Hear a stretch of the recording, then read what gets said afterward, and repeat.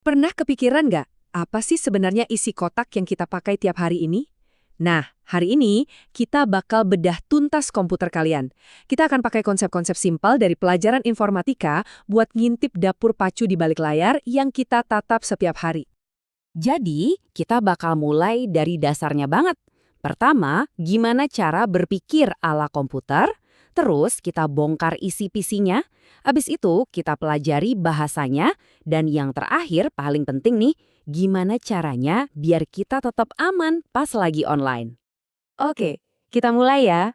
Bagian pertama ini justru yang paling fundamental loh. Bukan soal hardware-nya, tapi soal cara kita mikir. Yap, sebelum kita ngomongin kode atau apapun, kita harus paham dulu apa itu berpikir komputasional. Sering kan, kita dapat tugas atau proyek gede banget, terus bingung mau mulai dari mana. Rasanya kewalahan gitu. Nah, ternyata ada satu konsep komputasi dasar yang bisa bantu banget. Dan saya yakin kalian sebenarnya udah sering pakai, cuma mungkin nggak sadar aja. Namanya itu dekomposisi. Gampangnya gini deh, anggap aja kayak bikin presentasi video ini. Daripada mikirin, wah harus bikin video utuh, kan pusing. Mending kita pecah-pecah aja jadi tugas-tugas kecil yang lebih gampang dikerjain. Nah, kayak gini nih contohnya. Pertama, cari informasi dulu, terus bikin slide-nya. Abis itu, rekam suaranya. Terakhir, tinggal edit videonya. Tuh kan, setiap langkah jadi terasa lebih ringan dan jelas. Nggak langsung mikirin hasil akhirnya. Skill berikutnya adalah ngenalin pola. Coba deh perhatiin, tugas sekolah itu polanya gitu-gitu aja kan? Selalu ada judul, ada tenggat, ada formatnya. Nah, komputer itu jago banget nemuin pola-pola kayak gini. Makanya mereka bisa proses informasi cepet banget. Dan ini juga skill yang berguna banget buat kita. Oke, dari cara berpikir, sekarang kita pindah ke jeroannya, alias hardware. Kita bakal tur singkat ke dalam PC buat kenalan sama komponen-komponen utama yang bikin semua ini bekerja. Jadi, pas kalian pencet tombol power, hal pertama banget yang terjadi itu adalah pengecekan BIOS. Anggap aja ini kayak komputer lagi stretching pas baru bangun tidur. Dia ngecek dulu, keyboard nyambung nggak, hard disk oke, semuanya siap kerja, baru dia lanjut. Nah, ini dia otaknya, CPU. Di dalam CPU ini ada dua bagian penting. Pertama, ada unit kontrol. Dia ini kayak manajer proyek atau polisi lalu lintas deh, yang ngatur lalu lalang data. Terus yang kedua ada ALU. Nah, ALU ini kalkulatornya yang ngerjain semua hitung-hitungan matematika dan logika. Kalau buat nyimpen data, sekarang ada dua jagoan utama. Ada HDD, ini yang model lama, kayak gudang raksasa, kapasitasnya gede, harganya lebih murah. Terus ada SSD, ini teknologi baru yang super ngebut, nggak berisik, dan biasanya ada di laptop-laptop modern. Terus ada lagi nih, yang namanya RAM. Ini penting banget. Bayangin RAM itu kayak meja kerja kalian. Semua yang lagi kalian kerjain saat ini ditaruh di situ biar gampang diakses dan cepet.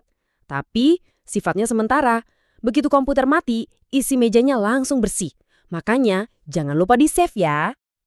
Oke, hardware udah. Sekarang kita ngomongin bahasa yang dipakai sama hardware itu. Kita masuk ke dunia software dan data. Kalian tahu nggak?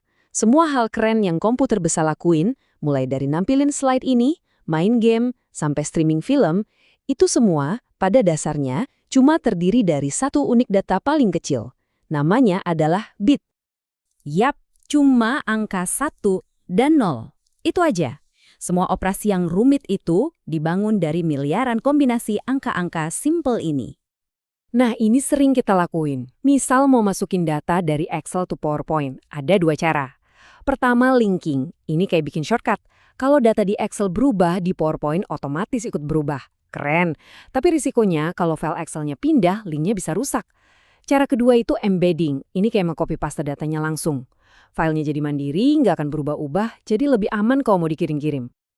Oke, kita udah ngerti teknologinya. Sekarang, bagian yang paling aplikatif.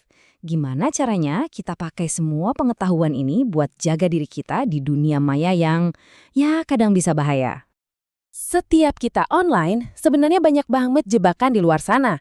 Kuncinya cuma satu, kita harus tahu apa aja tanda-tandanya biar nggak jadi korban.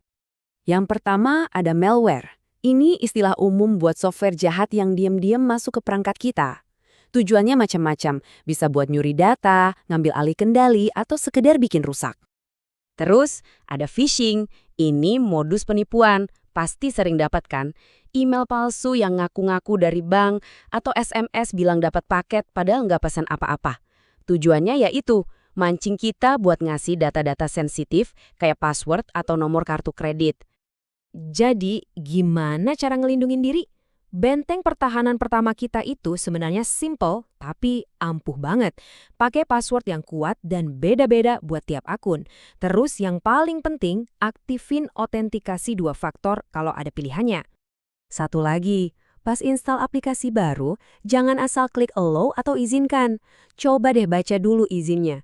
Kalau ada aplikasi simple, misalnya buat baca artikel, tapi kok minta akses ke kontak sama kamera kita, nah itu udah red flag. Mendingan curiga. Intinya begini, paham teknologi itu bukan cuma buat anak IT aja. Di zaman sekarang ini tuh skill bertahan hidup. Jadi, lain kali kalian online, coba deh berhenti sejenak dan tanya ke diri sendiri. Data gue ini sebenarnya lari kemana aja ya? Dan siapa aja yang punya akses ke sana? Jawabannya mungkin bisa bikin kita lebih waspada. Halo semuanya, pernah kepikiran gak sih apa yang sebenarnya terjadi di balik layar waktu kita sentuh layar ponsel pas baru bangun? Atau pas kita lagi ngetik tugas di laptop? Nah, dalam beberapa menit ke depan, kita akan bongkar semua rahasia di balik setiap klik dan ketikan yang kita lakukan setiap hari. Biar gampang, yuk kita ikuti aja perjalanan seorang siswa selama seharian penuh. Dari mulai dia bangun tidur sampai ngerjain tugas, kita akan lihat gimana teknologi membentuk harinya. Dari hal-hal yang kelihatan di permukaan sampai ke bahasa mesin yang paling dasar. Oke, pagi hari nih, Papa hal pertama yang dilakuin. Pastinya ngecek HP kan? Tapi sadar nggak, bahkan tindakan sesimpel download aplikasi baru aja bisa membawa kita ke sebuah dilema digital yang serius. Kita semua pasti pernah ngalamin ini kan? Kamu download aplikasi baru, misalnya aplikasi buat baca artikel, tiba-tiba dia minta izin buat akses kamera, lokasi, bahkan daftar kontak kamu. Aneh nggak sih? Wah, ini jelas lampu merah. Gini, aturannya simpel aja. Izin yang diminta harus nyambung sama fungsi aplikasinya. Aplikasi berita ngapain perlu tahu lokasi kita atau ngintip kontak kita? Kalau rasanya aneh, kemungkinan besar emang ada yang nggak beres. Jadi selalu tanya ke diri sendiri, ini izinnya buat apa ya? Ancaman nggak berhenti di situ aja. Tiba-tiba masuk email yang kelihatannya resmi banget. Ada logo bank kita, bahasanya mendesak, dan minta kita buat segera masukin password karena katanya ada masalah keamanan. Nah, ini yang namanya phishing. Taktik mereka itu sengaja bikin kita panik, biar kita nggak mikir panjang dan langsung kasih data pribadi kita. Mereka pakai topeng kepercayaan, logo resmi, alamat email yang dimirip-miripin buat ngejebak kita. Terus, gimana cara kita pasang perisai digital? Gampang kok. Pertama, pakai password yang kuat dan beda-beda untuk tiap akun. Kedua, aktifin autentikasi 2 faktor, ini lapisan keamanan tambahan. Ketiga, selalu curiga sama izin aplikasi yang aneh. Dan yang paling penting, jangan gampang panik sama email yang kesannya mendesak. 4 langkah ini adalah fondasi keamanan digital kita. Oke, dari urusan keamanan, kita pindah yuk ngikutin siswa kita ke sekolah. Di sini, kita bakal lihat sesuatu yang keren banget. Gimana cara berpikir ala komputer ternyata bisa kita pakai buat nyelesain masalah sehari-hari. Bahkan tanpa perlu nyalain komputer sama sekali. Nah, tantangannya, bikin presentasi video. Kedengarannya ribet banget kan? Harus riset dulu, terus bikin slide, rekam suara, abis itu ngedit videonya. Rasanya kayak ngadepin satu masalah raksasa yang bikin pusing. Tapi, coba lihat apa yang dia lakuin. Daripada pusing lihat ini sebagai satu proyek video yang gede, dia pecah-pecah jadi 4 langkah kecil. Cari info, bikin slide, rekam audio, baru deh terakhir ngedit video. Nah, inilah inti dari dekomposisi. Mengubah monster besar jadi potongan-potongan kecil yang gampang dikerjain. Terus, dia sadar sesuatu. Ternyata setiap tugas, nggak peduli pelajarannya apa, selalu punya pola yang sama. Pasti ada judulnya, ada deadline-nya, sama ada format ngumpulinnya. Dengan ngenalin pola ini, dia bisa kerja lebih cepat karena udah tahu informasi apa yang harus dicari duluan. Berpikir cerdas emang penting, tapi buat tugas berat kayak ngedit video, kita juga butuh mesin yang kuat. Nah, sekarang ayo kita coba buka kap mesin komputernya dan lihat apa aja sih yang bikin semuanya bekerja. Di jantungnya setiap komputer itu ada yang namanya CPU atau Central Processing Unit. Inilah otaknya. Dan sama kayak otak kita, dia punya dua bagian penting yang kerja bareng buat nyelesain semua perintah. Pertama, ada control unit. Anggap aja dia ini polisi lalu lintas di dalam CPU. Tugasnya bukan ngitung, tapi ngatur arus data biar semuanya jalan teratur dan nggak tabrakan. Tanpa dia, wah bisa kacau balau semuanya. Terus ada ALU, atau Arithmetic Logic Unit. Inilah kalkulator super cepatnya komputer. Waktu siswa kita tadi ngasih filter ke video atau motong klip, ALU inilah yang ngerjain semua hitung-hitungan matematika dan perbandingan logikanya.